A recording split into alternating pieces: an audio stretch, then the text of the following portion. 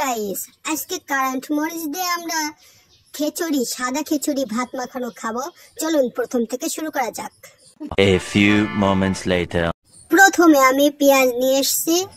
আর একটি কথা বলে, আমরা এত ভালো পেঁয়াজ খাই না, কারণ আমাদের বাসায় পেঁয়াজ গাদি গাদি থাকে। এজন্য পচা পেঁয়াজ খেতে খেতে আমাদের জীবন শেষ হয়ে যাচ্ছে।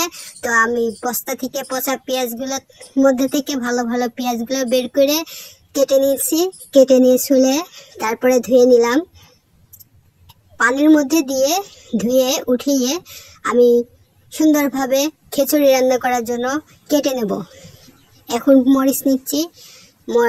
মরিচ নেওয়ার পরে ধুয়ে নিয়েছি। ধুয়ে এখন আমি পেঁয়াজ কাটবো। পেঁয়াজ কুচি কুচি করে কাটা খিচুড়ি রান্না করব। জি, এই তো আমার পেঁয়াজ কাটা প্রায় শেষের দিকে। এখন মরিচ কাটবো। মরিচ কেটে আমরা চলে যাব খিচুড়ি রান্না করা। আরেকটা কথা বলতে আমি ভুলে গিয়েছি, এই খিচুড়ি সাদা খিচুড়ি। এই সাদা খিচুড়ি হচ্ছে মসুরের ডাল, হচ্ছে আস্ত মসুর গরম করার মধ্যে দিয়ে গরম করে নিয়ে ওইগুলো পাটার মধ্যে একটু একটু ডলা দিতে হবে। ডলা দিয়ে তারপরে ওইগুলো আমরা খিচুড়ি চাউল নিব। চাউল নিয়ে সে চাউলের মধ্যে দিয়ে ধুয়ে তারপরে খিচুড়ির মধ্যে যা যা দেওয়া লাগে সব কিছু দেব। তার মধ্যে শুধু একটা জিনিস দেওয়া যাবে না, সেটা হলো হলুদ। হলুদ আমরা এই খিচুড়িতে ব্যবহার করব না। অনেকে এই খিচুড়ি গ্রামে খেয়ে থাকেন, আমি জানি। যারা যারা খেয়ে থাকেন অবশ্যই কমেন্ট করতে ভুলবেন না। তো এখন খিচুড়ির মধ্যে সব কিছু দেওয়া হলো। দেওয়ার পরে মাখিয়ে পানি দিলাম। পানি দিয়ে এখন আমরা মাটির চুলা ধরাবো। মাটির চুলা অবশ্যই অল্প করে দেওয়া হয়েছিল, ধরানোর জন্য ধোয়া হচ্ছিল। তাই আগুন নিচ্ছি। আগুন নিয়ে ধরাইবো। আর এই যে কাঁচামরিচ, শুকনো মরিচ দেখেছি, এটা আমরা ভেজে নেব। দেখুন আগুন দিয়ে আমরা চুলা ধরাচ্ছি। চুলা ধরানো প্রায় শেষের দিকেই। আর তো চুলা ধরা গেছে। হ্যাঁ, এই মাটির চুলায় রান্না যে কত সুস্বাদু, যারা খায় তারাই জানে। তো এদিকে চুলার আঁচ প্রায় নেভে যাচ্ছিল, তাই আমি আবার দুটো খড়ি দিলাম। খড়ি দিয়ে আবার দেখলাম যে দেখি কত দূর হলো।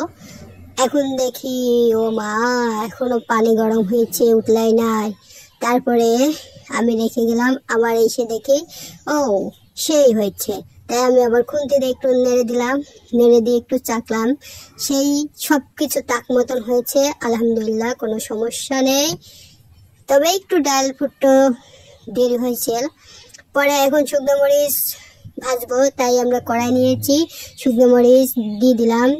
দিয়ে আমরা শুকনো মরিচ ভেজে নিয়েছি।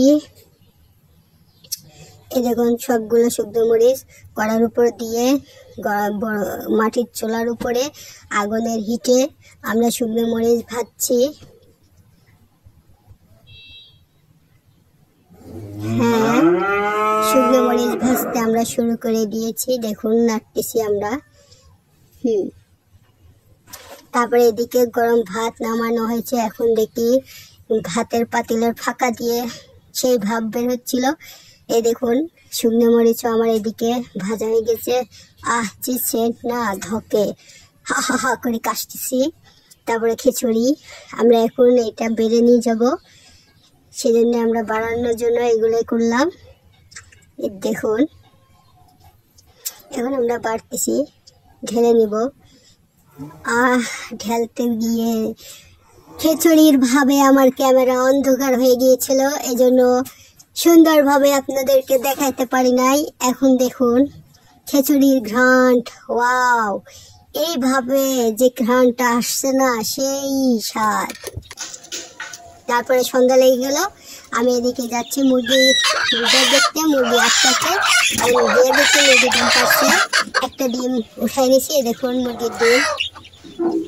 তারপর দরজা আটকাইতে গেছি, দরজা আটকাই না। তারপর কষ্টে কষ্টে দরজা আটকাইছি। তারপরে আসলাম, এখন আমরা খাবার খাবো। খাবার খাওয়ার জন্য আমরা সেই কারেন্ট মরিচগুলো কি করছি, চটকাচ্ছি, লবণ দিয়ে ভালো করে ফিনিশ করছি। ফিনিশ করার পরে পেঁয়াজ নিব।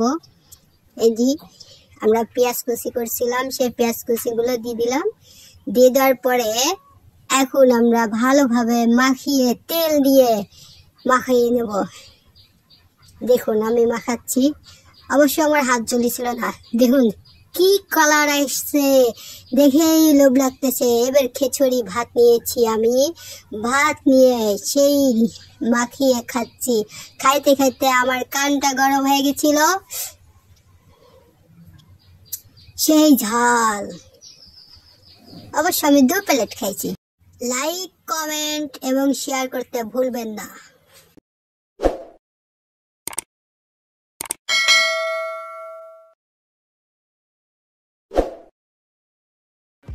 감사합니다. Thank you.